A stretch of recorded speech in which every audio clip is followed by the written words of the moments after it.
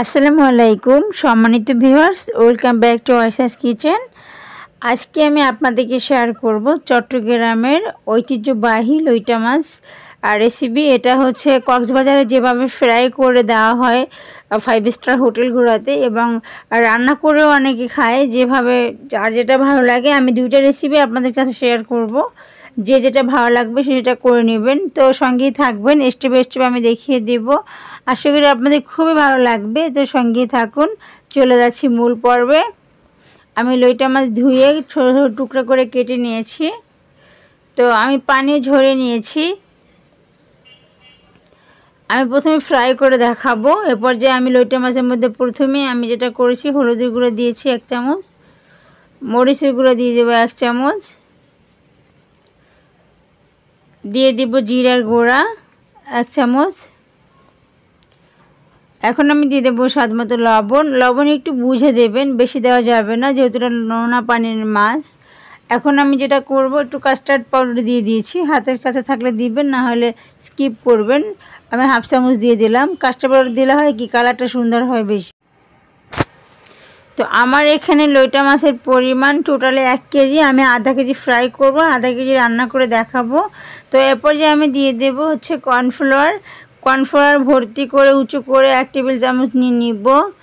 তো আর 1 টেবিল চামচ নিয়ে নেব হচ্ছে ময়দা,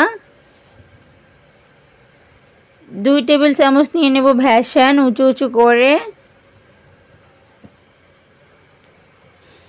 তো 2 টেবিল চামচ নিয়ে নেওয়া হয়ে গিয়েছে। এরপর দিয়ে দিচ্ছি উঁচু করে 1 টেবিল চামচ চালের গুঁড়া। তো এখন আমি দিয়ে দেব গ্রিন চিলি সস। আপনার চাইলে কাঁচামরিচ বাটাও ব্যবহার করতে পারবেন। তো এরপর যে আমি দিচ্ছি সয়া সস, যে কোনো ব্র্যান্ডের সস নিতে পারবেন, সয়া সস, কোনো প্রবলেম নেই। তো আপনারা চাইলে এর ফাঁকে ডিম ব্যবহার করতে পারেন, তবে ডিমটা আমি স্কিপ করছি। তো আমি এরপর যে টমেটোর সস দিয়ে দিচ্ছি। এখন আমি সামান্য লেবুর রস দিয়ে দিচ্ছি। অনেকেই আছে মাছের সাথে ডিমটা আসলে পছন্দ করে না, আমার বাসায় করে না। তো আমি যে ডিমটা স্কিপ করছি, ডিমটা স্কিপ করলে কোনো প্রবলেম নাই। তো লেবুর রসটা আমি সিপে নিয়েছি অলরেডি। তো এরপর যে আমি একটু আদা রসুন বাটা দিচ্ছি, সামান্য 1/2 চামচ পরিমাণ, একটু পেঁয়াজ বাটা দিচ্ছি, আর একটু হচ্ছে আপনার জিরা বাটা দিয়েছি। তো সবগুলো আমি ভালো করে মিক্স করে নেব মাছের সাথে, যেন সুন্দরভাবে লেগে যায়। তো আমি একটু আলতো হাতে একদম পুরোটা মাছের সাথে মশলাটা মিক্স করে নেব, কারণ এই মাছগুলো কিন্তু আপনারা জানেন খুবই নরম। তো আমি আলতো হাতে মিক্স করা এ পর্যায়ে হয়ে গেছে। তো ফাঁকে একটা কথা বলে যাই, যদি দেখতে দেখতে আমার রেসিপিটা ভালো লেগে যায়, অবশ্যই সাবস্ক্রাইব করবেন। যারা অলরেডি সাবস্ক্রাইব করেছেন অসংখ্য ধন্যবাদ, ভালোবাসা রইল। আর একটা পারলে লাইক কমেন্ট শেয়ার করবেন। আপনাদের একটা লাইক কমেন্ট আমাকে ভিডিও বানাতে আরও উৎসাহী করে। তো আশা করি আপনার সঙ্গেই থাকবেন, পুরো ভিডিও দেখবেন, ইনশাল্লাহ খুবই ভালো লাগবে। আমি স্টেপ বাই স্টেপে দেখিয়ে দিব। তো মাছটা ম্যারিনেট করে সাইডে রেখে দিয়েছি। এরপর যে আমি হাঁড়িতে তেল গরম করতে দিয়েছি, একদম বেশি গরম করে নেব। তো তেলে গরম হয়ে গেছে। এরপর যে হচ্ছে আমি ম্যারিনেট করা লইটা মাছগুলো দিয়ে দিচ্ছি।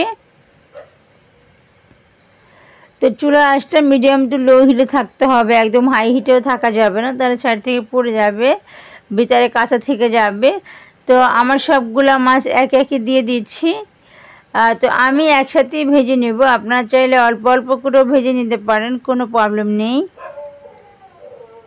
তো আমি আলতো হাতে উল্টিয়ে দিচ্ছি, নাড়াচাড়া বেশি করে ভর্তা করা যাবে না, খুব সাবধানে অবলম্বন করে মাছগুলো উল্টিয়ে দিতে হবে। তো আমি কিভাবে করছি দেখুন, ধৈর্য ধরে এটা সাবধানে একটা একটি করে উল্টাতে হবে। তো আমরা যদি এখানে ডিমটা দিতাম তো বাইন্ডিংটা আর একটু ভালো আসতো। তো ডিম ছাড়া আরও বেশি মজার হয়, এই জন্য আমি ডিম ছাড়াই আমরা করি বাসায়। তো আমি একে একে সবগুলো উল্টিয়ে নিচ্ছি। আর আরেকটা টিপস বলে যাই, এ পর্যায়ে হচ্ছে সব সময় চেষ্টা করবেন চুলার আঁচটা একদম লো হিটে করার জন্য। মাছটা মশমশা করে ভাজবেন, একটু ধৈর্য ধরে ভাজলে ভীষণ মজার হয়। তো এ পর্যায়ে হচ্ছে আমার মাছগুলো ভাজা হয়ে গিয়েছে, ফ্রাই করা। তো আমি মাছগুলো উঠিয়ে সাইডে রেখে দিব। তো এখনই ভিডিও ছেড়ে চলে যাবেন না, আমার ফ্রাইটা হয়ে গিয়েছে, সাইডে রেখে আমি হচ্ছে আপনাকে রান্না করে দেখাবো। একই পাতিলে যে তেলটা অবশিষ্ট ছিল, কাঁচামরিচ, পেঁয়াজ, রসুন, আদা কুচি দিয়ে দিয়েছি। তো আমি হচ্ছে সুন্দর করে ভেজে একদম একটু লাল লাল করে নিব, পেঁয়াজ রসুনগুলো যাতে কাঁচা স্মেলটা চলে যায়। এরপরে যে আদা রসুন বাটা দিয়ে দিয়েছি, একটু জিরা বাটা দিয়েছি। তো দিয়ে ভালো করে হচ্ছে একটু নাড়াচাড়া করে মিক্স করে নিব। এখন দিয়ে দিচ্ছি জিরার গুঁড়া দিয়ে দিয়েছি, আর এটা হচ্ছে ভাজি করে গুঁড়ো করে নিয়েছিলাম। হলুদ গুঁড়া 1 টেবিল চামচ, মরিচের গুঁড়া 1 টেবিল চামচ। তো আমি হচ্ছে ভালো করে হচ্ছে কষিয়ে নিচ্ছি তৈলের সাথে। আর একটা টিপস বলে যাই, যদি তৈলের ভিতরে আপনার মরিচের গুঁড়া বা হলুদের গুঁড়া দেন, কালারটা কিন্তু একদম ভীষণ জুসি আসে। এটা সব তরকারি ক্ষেত্রেও সেম, আপনারা খেয়াল করে দেখবেন। তো এরপরে একটু লেবু দিয়ে দিচ্ছি। তো ভিডিওটা দেখবেন, আশা করি খুবই ভালো লাগবে। তো এখন দিয়ে দিচ্ছি একটু টমেটোর সস। তো আমি মশলাটা সুন্দর করে ভালোভাবে কষিয়ে নেব, যেহেতু মাছটা নরম, আবার রান্না করা আবার কুক করার কোনো ওয়ে নাই। এরপর যাই স্বাদ মতো লবণ দিয়েছি, লবণটা বুঝে দিবেন। তো মাছগুলো কুটে ধুয়ে সুন্দর করে পানি ঝরিয়ে সাইডে রেখে দিয়েছিলাম। তো এখন আমি মাছগুলো হচ্ছে এই যে মশলাটা সুন্দর করে কষিয়ে নিয়েছি। আমি কিন্তু পানি ব্যবহার করি না, আপনারা খেয়াল করেছেন। চুলটা একদম লো হিটে করে আমি এখন দিয়ে দিচ্ছি আমার মাছগুলা। তো উল্টিয়ে পাল্টে একটু কষিয়ে নেব, জাস্ট 1 থেকে 1.5 মিনিট হবে। মাছটা কিন্তু একটু যখন গরম হয়ে যাবে, টোটালি নাড়াচাড়া করা যাবে না, তখন কিন্তু মাছটা ভেঙে যাবে। তো এ পর্যায়ে হচ্ছে মাছটা একটু মশলার সাথে কষিয়ে নিচ্ছি। চুলাটা যেহেতু লো হিটে আছে, মাছটা দেওয়ার পর আমি 2 মিনিট সময় পেয়েছি কষিয়ে নেওয়ার জন্য। তো এই রেসিপিতে রান্না করলে সবাই আপনার প্রশংসা করবে, সবাই চেটেপুটে খাবে। তো এরপর যে হচ্ছে আমার কষানো হয়ে গিয়েছে। তো তেলটাও চারপাশে ছেড়ে দিয়েছে, দেখতেই পাচ্ছেন। তো এখন আমি যেটা করব,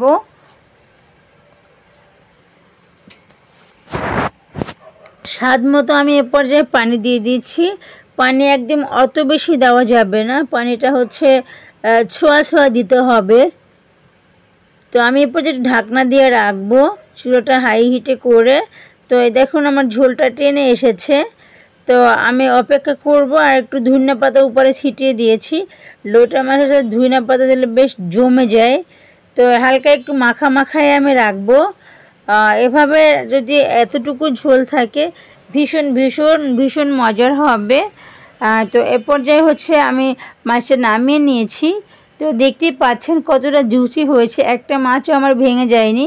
তো আমি চেষ্টা করেছি খুব সহজে দেখানোর জন্য। আশা করি আপনাদের খুবই ভালো লেগেছে। তো আজকে এ পর্যন্তই, দেখা হবে অন্য কোনো ভিডিও নিয়ে। আল্লাহ হাফেজ, আসসালামু আলাইকুম। ততক্ষণ সবাই ভালো থাকবেন।